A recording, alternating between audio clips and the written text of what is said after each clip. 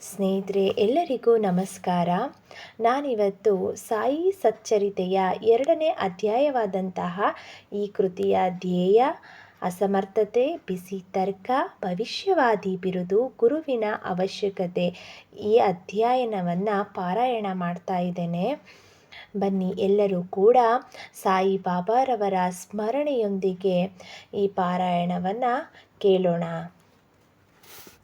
ಮೂಲ ಮರಾಠಿ ಕೃತಿಯಲ್ಲಿ ಇಂದಿನ ಅಧ್ಯಾಯದಲ್ಲಿ ಲೇಖಕರು ಈ ಕಾರ್ಯವನ್ನು ಕೈಗೊಂಡ ಬಗೆ ಮತ್ತು ಯಾರು ಈ ಕೃತಿಯನ್ನು ಓದಲು ಅರ್ಹರು ಎಂಬುದನ್ನು ತಿಳಿಸುವುದಾಗಿ ಹೇಳಿ ಈಗ ಈ ಅಧ್ಯಾಯದಲ್ಲಿ ಅದನ್ನು ನಿರೂಪಿಸಿರುತ್ತಾರೆ. ಈ ಕೃತಿಯ ಧ್ಯೇಯ. ಈ ಹಿಂದಿನ ಅಧ್ಯಾಯದಲ್ಲಿಯೇ ನಾನು ಶ್ರೀ ಸಾಯಿಬಾಬಾ ಕಾಲರ ಅಂಟುಜಾಡ್ಯವು ಹರಡುವುದನ್ನು ತಡೆಗಟ್ಟಿದ ಅದ್ಭುತ ಪವಾಡವನ್ನು ವಿವರಿಸಿದ್ದೇನೆ. ಇದಾದ ನಂತರ ಅನೇಕ ಅದ್ಭುತ ಪವಾಡಗಳನ್ನು ಕೇಳಿದೆ. ಅದರಿಂದ ಉಂಟಾದ ಸಂತೋಷದಿಂದ ಈ ಕೃತಿ ಹೊರಹೊಮ್ಮಿದೆ. ಈ ಅದ್ಭುತ ಪವಾಡಗಳ ವಿವರಣೆಯು ಭಕ್ತ ಕೋಟಿಗೆ ಹಿಡಿಸುತ್ತದೆ ಮತ್ತು ಅವುಗಳ ಶ್ರವಣದಿಂದ ಭಕ್ತರ ಪಾಪಗಳು ನಾಶವಾಗುತ್ತವೆ ಎಂದು ತಿಳಿದು ಅವರ ಉದಾತ್ತವಾದ ಜೀವನ ಚರಿತ್ರೆ ಮತ್ತು ಉಪದೇಶಗಳನ್ನು ಬರೆಯಲು ತೊಡಗಿದೆ. ಈ ಯೋಗಿಯು ಜೀವನ ಚರಿತ್ರೆಯು ತರ್ಕವೂ ಅಲ್ಲ, ತರ್ಕಶಾಸ್ತ್ರವೂ ಅಲ್ಲ. ಇದು ನಮಗೆ ನೈಜವಾದ ಆಧ್ಯಾತ್ಮಿಕ ರಾಜಮಾರ್ಗ. ಅಸಮರ್ಥತೆ. ಹೇಮಾಡ ಪಂತರು ಈ ಕಾರ್ಯವನ್ನು ಕೈಗೊಳ್ಳಲು ತಮಗೆ ಯೋಗ್ಯತೆ ಸಾಲದೆಂದು ಭಾವಿಸಿದ್ದರು. ನನಗೆ ಯಾವ ಆತ್ಮ ಸ್ನೇಹಿತನ ಜೀವನ ಚರಿತ್ರೆಯೂ ಗೊತ್ತಿರುವುದಿಲ್ಲ. ನನ್ನ ಜೀವನ ಚರಿತ್ರೆಯೇ ನನಗೆ ತಿಳಿಯದು. ಹೀಗಿರುವಾಗ ಓರ್ವ ಮಹಾಯೋಗಿಯ ಜೀವನ ಚರಿತ್ರೆ ಬರೆಯಲು ಸಾಧ್ಯವೇ? ಅವರ ಅವತಾರವನ್ನು ವಿವರಿಸಲು ಶಕ್ಯನೇ? ಮಹಾಯೋಗಿಗಳ ಜೀವನ ಚರಿತ್ರೆ ಬರೆಯಬೇಕಾದರೆ ಅವರು ಸಹ ಮಹಾಯೋಗಿಗಳ ಹಾಗೆಯೇ ಇರಬೇಕು. ಇಲ್ಲದಿದ್ದರೆ ಅವರ ಅನುಭವಗಳನ್ನು ಹೊರಗೆಳೆಯಲು ಹೇಗೆ ಸಾಧ್ಯವಾದೀತು? ಇದೊಂದು ಕ್ಲಿಷ್ಟ ಸಮಸ್ಯೆ. ಮಹಾಸಾಗರದ ಆಳವನ್ನು ಪತ್ತೆ ಹಚ್ಚಬಹುದು, ಗಗನಕ್ಕೆ ವಸ್ತ್ರವನ್ನು ಹೊದಿಸಬಹುದು. ಆದರೆ ಈ ಕೆಲಸ ಗುರುತರವಾದುದು. ನಂತರ ನಗೆಗೀಡಾದೇನೋ ಎಂದು ಹೇಳಿ ಸಾಯಿಯವರ ಆಶೀರ್ವಾದವನ್ನು ಬೇಡಿದೆ ಎಂಬುದಾಗಿ ಕವಿ ಹೇಮಾಡ ಪಂತ ಹೇಳಿರುತ್ತಾರೆ. ಅತ್ಯಂತ ಹೆಸರುವಾಸಿಯಾದ ಮಹಾರಾಷ್ಟ್ರದ ಕವಿ ಯೋಗಿಗಳಾದ ಶ್ರೀ ಜ್ಞಾನೇಶ್ವರ ಮಹಾರಾಜರು ಈ ರೀತಿ ಹೇಳಿದ್ದಾರೆ. ಮಹಾಯೋಗಿಗಳು ಭಕ್ತರಿಂದ ತಮ್ಮದೇ ಆದ ವಿಚಿತ್ರ ರೀತಿಯಿಂದ ತಮ್ಮ ಕೆಲಸವನ್ನು ನೆರವೇರಿಸಿಕೊಳ್ಳುತ್ತಾರೆ. ಸಂತರ ಧ್ಯೇಯವನ್ನು ಸಾಧಿಸಲು ಭಕ್ತರು ಬಾಹ್ಯ ಪ್ರತೀಕರಷ್ಟೇ. ಸುಮಾರು 1700ರಲ್ಲಿ ಕವಿ ಮಹಿಪತಿಯವರು ಮಹಾಯೋಗಿಗಳ ಅದ್ಭುತ ಜೀವನ ಚರಿತ್ರೆಯನ್ನು ಬರೆಯಲು ಉತ್ಸುಕರಾದರು. ಮಹಾಯೋಗಿಗಳು ಅವರನ್ನು ಪ್ರೇರೇಪಿಸಿ ಆ ಕಾರ್ಯವನ್ನು ಕೈಗೂಡಿಸಿಕೊಂಡರು. ಇದೇ ರೀತಿ 1800ರಲ್ಲಿ ದಾಸಗಣುರವರ ಸೇವೆಯು ಸ್ವೀಕರಿಸಲ್ಪಟ್ಟಿತು. ಕವಿ ಮಹಿಪತಿಯವರು 4 ಕೃತಿಗಳನ್ನು ಹೊರಗೆಡಹಿದರು. ಮೊದಲನೆಯದು ಭಕ್ತ ವಿಜಯ, ಎರಡನೆಯದು ಸಂತ ವಿಜಯ, ಮೂರನೆಯದು ಭಕ್ತ ಲೀಲಾಮೃತ, ನಾಲ್ಕನೆಯದು ಸಂತ ಲೀಲಾಮೃತ. ಶ್ರೀ ದಾಸಗಣು ಅವರು ಭಕ್ತ ಲೀಲಾಮೃತ ಮತ್ತು ಸಂತ ಲೀಲಾಮೃತ ಎಂಬ ಮಹೋನ್ನತ ಕೃತಿಗಳನ್ನು ಜನಸಮೂಹಕ್ಕೆ ದಯಪಾಲಿಸಿದರು. ಇವುಗಳಲ್ಲಿ ಅನೇಕ ನವ್ಯ ಮಹಾಯೋಗಿಗಳ ಜೀವನ ಚರಿತ್ರೆಯು ಉಲ್ಲೇಖಿಸಲ್ಪಟ್ಟಿದೆ. ಭಕ್ತ ಲೀಲಾಮೃತ 31, 32 ಮತ್ತು 33ನೇ ಅಧ್ಯಾಯಗಳಲ್ಲಿಯೂ ಮತ್ತು ಸಂತ ಲೀಲಾಮೃತದ 52ನೇ ಅಧ್ಯಾಯದಲ್ಲಿಯೂ ಶ್ರೀ ಸಾಯಿಬಾಬಾ ಅವರ ಜೀವನ ಚರಿತ್ರೆಯನ್ನು ಕಾಣಬಹುದು. ಇವು ಸಾಯಿ ಲೀಲಾ ಮಾಸಿಕದ 11, 12 ಮತ್ತು 17ನೇ ಸಂಚಿಕೆಗಳಲ್ಲಿ ಪ್ರಕಟವಾಗಿವೆ. ಇದೇ ರೀತಿ ಶ್ರೀ ಸಾಯಿಬಾಬಾ ಅವರ ಅದ್ಭುತ ಲೀಲೆಗಳನ್ನು ಶ್ರೀಮತಿ ಸಾವಿತ್ರಿಬಾಯಿ ರಘುನಾಥ ತೆಂಡೋಲಕರ ಅವರು ಚಿಕ್ಕದಾದ ಅಚ್ಚುಕಟ್ಟಾದ ಶ್ರೀ ಸಾಯಿನಾಥ ಭಜನಾಮಾಲಾ ಎಂಬ ಪುಸ್ತಕದಲ್ಲಿ ಬಹಳ ಚೆನ್ನಾಗಿ ವಿವರಿಸಿದ್ದಾರೆ. ದಕ್ಷಿಣ ಭಿಕ್ಷಾ ಸಂಸ್ಥೆ ಶಿರ್ಡಿಯು ಪ್ರಕಟಣೆಯಾದ ಶ್ರೀ ಸಾಯಿ ಪ್ರಭಾ ಎಂಬ ಪುಸ್ತಕದಲ್ಲಿ ಸಾಯಿ ಭಕ್ತರಾದ ಅಮಿದಾಸ ಭವಾನಿ ಮೆಹ್ತಾ ಅವರು ಸಾಯಿಬಾಬಾ ಅವರ ಕೆಲವು ಕಥೆಗಳನ್ನು ಗುಜರಾತಿಯಲ್ಲಿ ಬರೆದಿರುತ್ತಾರೆ. ಇಷ್ಟೊಂದು ಕೃತಿಗಳಿದ್ದಾಗ ಈ ಸಚ್ಚರಿತೆಯ ಅವಶ್ಯಕತೆ ಏನು ಎಂಬ ಪ್ರಶ್ನೆ ಬರುವುದು ಸಹಜ. ಇದಕ್ಕೆ ಉತ್ತರ ಬಹು ಸುಲಭ. ಶ್ರೀ ಸಾಯಿಬಾಬಾ ಅವರ ಜೀವನವು ಮಹಾಸಾಗರದಷ್ಟು ವಿಶಾಲವೂ ಮತ್ತು ಆಳವೂ ಆಗಿದೆ. ಯಾರು ಬೇಕಾದರೂ ಮಹಾಸಾಗರದಲ್ಲಿ ಮುಳುಗಿ ಜ್ಞಾನ ಮತ್ತು ಭಕ್ತಿ ಎಂಬ ಅನರ್ಘ್ಯ ರತ್ನಗಳನ್ನು ತೆಗೆದು ಭಕ್ತಕೋಟಿಗೆ ಹಂಚಬಹುದು. ಇವರ ಕಥೆಗಳು, ಉಪದೇಶಗಳು ಮತ್ತು ನೀತಿ ಪಾಠಗಳು ಬಹಳ ಅದ್ಭುತವಾಗಿವೆ. ಯಾರು ದುಃಖದಿಂದ ನೊಂದಿರುತ್ತಾರೆಯೋ, ಪ್ರಾಪಂಚಿಕ ಜೀವನದಲ್ಲಿ ಜಿಗುಪ್ಸೆ ಹೊಂದಿರುತ್ತಾರೆಯೋ ಅಂಥವರಿಗೆ ಇವು ಶಾಂತಿ ಮತ್ತು ಸಂತೋಷವನ್ನು ನೀಡುತ್ತವೆ. ಪ್ರಾಪಂಚಿಕ ಮತ್ತು ಪಾರಮಾರ್ಥಿಕ ವಿಷಯಗಳಲ್ಲಿ ಅವರಿಗೆ ಜ್ಞಾನವನ್ನು, ಅರಿವನ್ನು ಉಂಟುಮಾಡುತ್ತವೆ. ವೇದಗಳಂತೆ ಅಭಿರುಚಿ ಹಾಗೂ ಬೋಧಪ್ರದವಾದ ಶ್ರೀ ಸಾಯಿಬಾಬಾ ಅವರ ಉಪದೇಶಗಳನ್ನು ಯಾರು ಶ್ರದ್ಧೆಯಿಂದ ಕೇಳುತ್ತಾರೆಯೋ ಅವರ ಅಭೀಷ್ಟಗಳು ಸಿದ್ಧಿಸುವವು. ಈ ಕಥೆಗಳನ್ನು ಸಂಗ್ರಹಿಸಿ ಇಡುವುದೇ ನನ್ನ ಮುಖ್ಯೋಪಾಸನೆ. ಶ್ರೀ ಸಾಯಿಬಾಬಾ ಅವರ ದರ್ಶನವನ್ನು ಯಾರಿಗೆ ಪಡೆಯಲು ಆಗಲಿಲ್ಲವೋ ಅಂಥವರಿಗೆ ಈ ಕೃತಿ ಸಂತೋಷವನ್ನು ದೊರಕಿಸುತ್ತದೆ. ಆದ್ದರಿಂದ ಈ ಕಾರ್ಯದಲ್ಲಿ ನಾನು ಅನುವಾದೆ. ನಾನು ನನ್ನದು ಎಂಬ ಅಹಂಕಾರವನ್ನು ಅವರ ದಿವ್ಯ ಚರಣಾರವಿಂದಗಳಲ್ಲಿ ಅರ್ಪಿಸಿರುತ್ತೇನೆ. ಆದ್ದರಿಂದ ದಾರಿ ಈಗ ಸುಗಮವಾಗಿದೆ ಎಂದು ಭಾವಿಸಿದ್ದೇನೆ. ಅವರು ನನಗೆ ಇಹ ಪರಗಳೆರಡರಲ್ಲಿಯೂ ಸಂತೋಷವನ್ನು ದೊರಕಿಸಿ ಕೊಡುತ್ತಾರೆ ಎಂದೇ ನನ್ನ ಅಚಲ ನಂಬಿಕೆ. ನಾನೇ ಸ್ವತಃ ಬಾಬಾ ಅವರ ಅಪ್ಪಣೆ ಪಡೆಯಲಿಲ್ಲ. ಆದುದರಿಂದ ಅವರ ಆತ್ಮೀಯ ಸಖರಾದ ಮಾಧವರಾವ ದೇಶಪಾಂಡೆ ಅಂದರೆ ಶ್ಯಾಮ ಅವರನ್ನು ನನ್ನ ಪರವಾಗಿ ಮಾತನಾಡಲು ಬೇಡಿಕೊಂಡೆನು. ಅವರು ಈ ವಿಚಾರವನ್ನು ಬಾಬಾ ಅವರಿಗೆ ಈ ಅಣ್ಣಾ ಸಾಹೇಬರು ನಿಮ್ಮ ಜೀವನ ಚರಿತ್ರೆ ಬರೆಯಲು ಉತ್ಸುಕರಾಗಿದ್ದಾರೆ. ನಾನು ಬಡ ಫಕೀರ. ನನ್ನ ಜೀವನ ಚರಿತ್ರೆಯ ಅವಶ್ಯಕತೆ ಇಲ್ಲ ಎಂದು ದಯವಿಟ್ಟು ಹೇಳಬೇಡಿ. ನೀವು ಒಪ್ಪಿದರೆ ಅವರು ಬರೆಯಲು ಅನುವಾಗುತ್ತಾರೆ. ತಮ್ಮ ಚರಣ ಸೇವಾಬಲವೇ ಈ ಕೆಲಸವನ್ನು ಪೂರ್ತಿಮಾಡಿಸಿಕೊಳ್ಳುತ್ತದೆ. ನಿಮ್ಮ ಒಪ್ಪಿಗೆ ಮತ್ತು ಆಶೀರ್ವಾದವಿಲ್ಲದೆ ಯಾವ ಕಾರ್ಯವೂ ಯಶಸ್ವಿಯಾಗಿ ಮುಗಿಯಲಾರದು ಎಂದು ತಿಳಿಸಿದರು. ಆಗ ಬಾಬಾ ಅವರ ಮನ ಕರಗಿ ನನ್ನ ಪುಸ್ತಕದ ಮೇಲೆ ಅಭಯ ಹಸ್ತ ಇಟ್ಟು ಉದಿ ನೀಡಿ ಆಶೀರ್ವದಿಸಿ, ನನ್ನ ಕಥೆಗಳನ್ನು ಮತ್ತು ಅನುಭವಗಳನ್ನು ಸಂಗ್ರಹ ಮಾಡು, ಟಿಪ್ಪಣಿಗಳನ್ನಿಡು, ನಾನು ಸಹಾಯ ಮಾಡುತ್ತೇನೆ. ನೀನು ಕೇವಲ ಬಾಹ್ಯ ಪ್ರತೀಕ. ನಾನೇ ನನ್ನ ಜೀವನ ಚರಿತ್ರೆಯನ್ನು ಬರೆದು ಭಕ್ತರ ಅಭಿಲಾಷೆಗಳನ್ನು ಈಡೇರಿಸುತ್ತೇನೆ. ಅಹಂಕಾರವನ್ನು ತೊರೆದು ನನ್ನ ಪಾದಾರವಿಂದಗಳನ್ನು ಆಶ್ರಯಿಸು. ಯಾರು ತಮ್ಮ ಜೀವಿತದಲ್ಲಿ ಈ ರೀತಿ ವರ್ತಿಸುತ್ತಾರೆಯೋ ಅವರಿಗೆ ಸಹಾಯ ಮಾಡುತ್ತೇನೆ. ಯಾವಾಗ ನೀನು ಅಹಂಕಾರವನ್ನು ತ್ಯಜಿಸುವೆಯೋ ಆಗ ನಾನು ನಿನ್ನ ಒಳಹೊಕ್ಕು ನನ್ನ ಜೀವನ ಚರಿತ್ರೆಯನ್ನು ಸ್ವತಃ ಬರೆಯುತ್ತೇನೆ. ನನ್ನ ಕಥೆ ಮತ್ತು ಉಪದೇಶಗಳನ್ನು ಕೇಳುವುದರಿಂದ ಭಕ್ತರ ಹೃದಯದಲ್ಲಿ ನಂಬಿಕೆ ಉಂಟಾಗುತ್ತದೆ.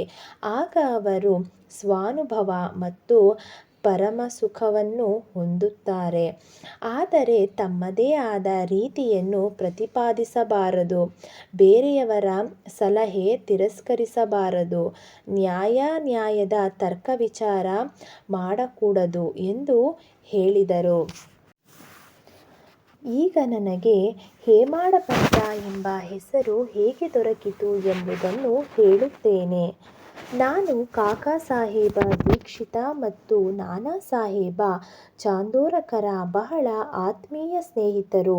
ಇವರು ನನ್ನನ್ನು ಶಿರಡಿಗೆ ಹೋಗಿ ಬಾಬಾ ಅವರ ದರ್ಶನ ಪಡೆದು ಬರುವಂತೆ ಒತ್ತಾಯಪಡಿಸಿದರು. ನಾನು ಮಾತು ಕೊಟ್ಟೆನು. ಆದರೆ ಕಾರಣಾಂತರಗಳಿಂದ ಹೋಗಲಾಗಲಿಲ್ಲ. ಲೋನಾವಳದಲ್ಲಿ ನನ್ನ ಸ್ನೇಹಿತರೊಬ್ಬರ ಮಗನಿಗೆ ಬಹಳ ಕಾಯಿಲೆಯಾಗಿತ್ತು. ಯಾವ ಔಷಧಿಗಳಿಂದಲೂ ಪ್ರಯೋಜನ ಆಗಲಿಲ್ಲ. ಗುರುಗಳನ್ನು ಕರೆಯಿಸಿ ಅವರನ್ನು ಮಗನ ಹಾಸಿಗೆಯ ಬಳಿ ಕೂರಿಸಿದರು. ಅದರಿಂದಲೂ ಪ್ರಯೋಜನವಾಗಲಿಲ್ಲ. ಇದನ್ನು ಕೇಳಿ ನನಗೆ ಗುರುವಿನ ಪ್ರಯೋಜನವಾದರೂ ಏನು? ಗುರುವಿನ ಸಹಾಯದಿಂದ ಏನೊಂದೂ ಸಾಧ್ಯವಾಗದೇ ಇದ್ದರೆ ನಾನು ಶಿರಡಿಗೆ ಏಕೆ ಹೋಗಬೇಕು ಎಂದೆನಿಸಿತು.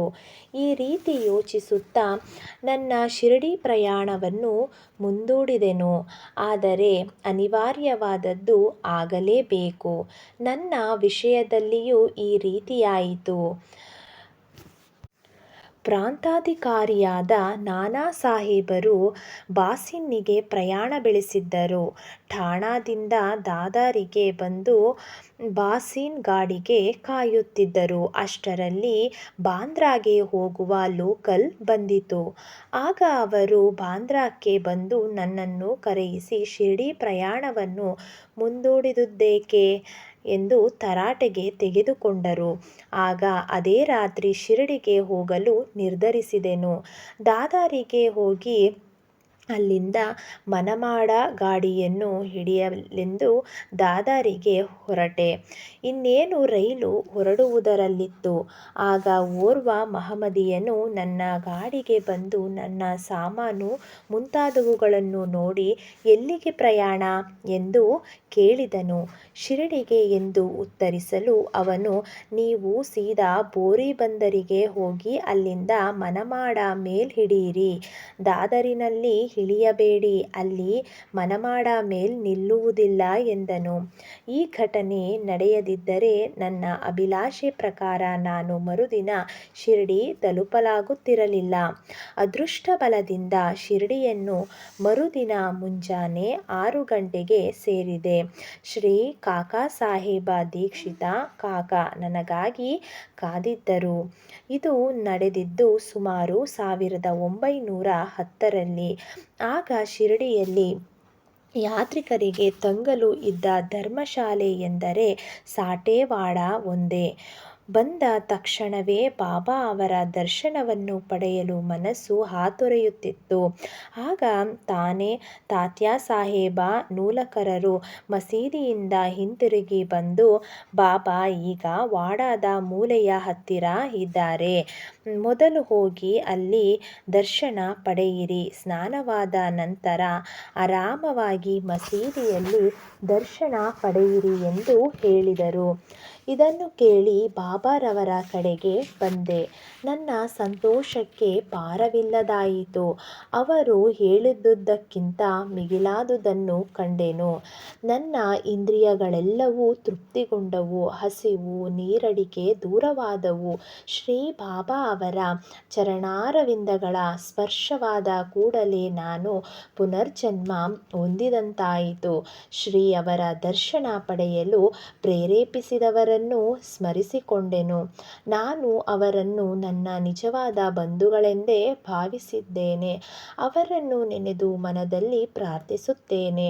ಶ್ರೀ ಬಾಬಾ ಅವರ ದರ್ಶನದಲ್ಲಿ ಒಂದು ವಿಚಿತ್ರ ಶಕ್ತಿ ಅಡಗಿದೆ.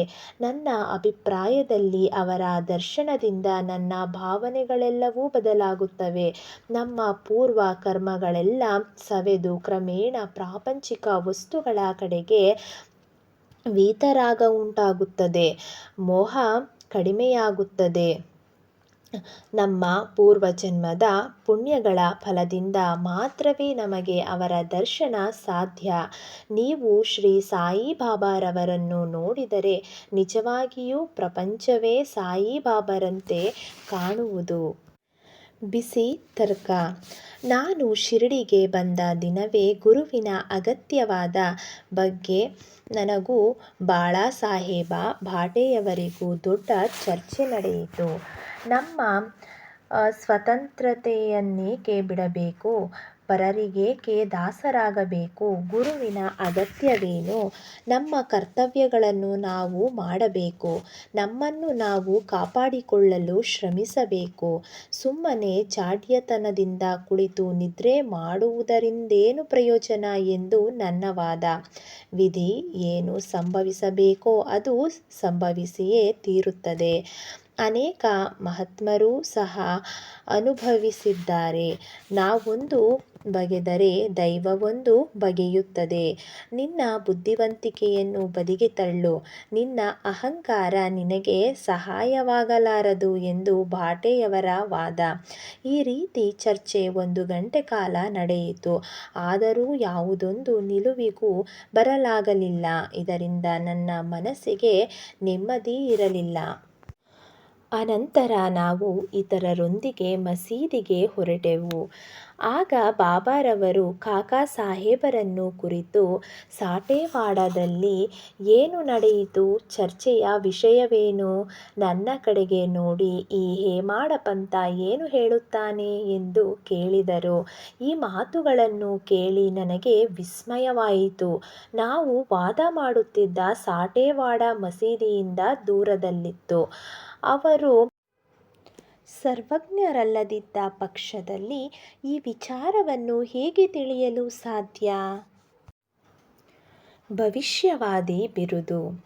ಶ್ರೀ ಸಾಯಿಬಾಬಾರವರು ನನ್ನನ್ನು ಹೇಮಾಡ ಪಂಥ ಎಂದು ಸಂಬೋಧಿಸಿದುದೇಕೆ ಎಂಬ ಯೋಚನೆ ನನ್ನಲ್ಲಿ ಮೂಡಿತು. ಈ ಪದದ ಮೂಲ ಹೇಮಾದ್ರಿ ಪಂಥ.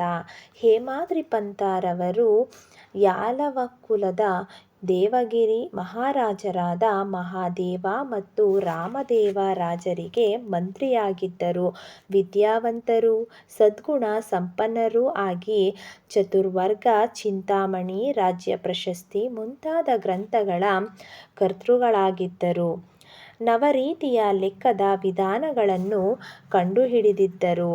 ಮೂಡಿ ಲಿಪಿಯನ್ನು ಸೃಷ್ಟಿಸಿದವರು. ನಾನಾದರೋ ಇದಕ್ಕೆಲ್ಲ ತದ್ವಿರುದ್ಧ, ಸಾಮಾನ್ಯ ಮಾನವ. ಆದುದರಿಂದ ನನಗೇಕೆ ಈ ಬಿರುದು ದಯಪಾಲಿಸಿದರು ಎನಿಸಿತು. ಅರ್ಥವಾಗಲಿಲ್ಲ. ಕೂಲಂಕುಷವಾಗಿ ವಿಚಾರ ಮಾಡತೊಡಗಿದೆ.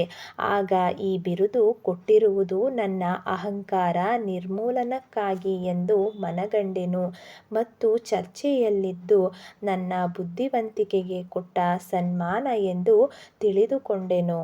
ಮುಂದಿನ ಕಥೆಯನ್ನು ಪರೀಕ್ಷಿಸಿದರೆ ಬಾಬಾರವರು ಹೇಮಾಡ ಪಂಥ ಎಂದು ಕರೆದುದು ನಿಜವಾಗಿಯೂ ಮಹತ್ವವಾದುದು ಮತ್ತು ಭವಿಷ್ಯವಾದಿಯಾದದ್ದು ಎಂದು ಕಂಡುಬರುತ್ತದೆ.